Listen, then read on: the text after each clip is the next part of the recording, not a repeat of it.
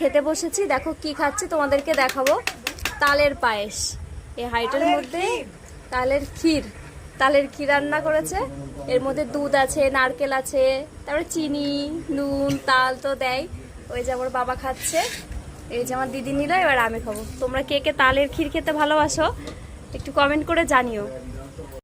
এই দেখো আমি এটুকু এবার তুলে নেবো। একদম ক্ষীরটা শুকনো শুকনো করে ফেলেছে।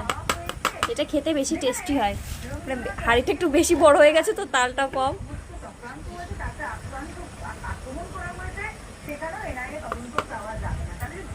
সঙ্গে রুটি, হেভি টেস্টি খেতে।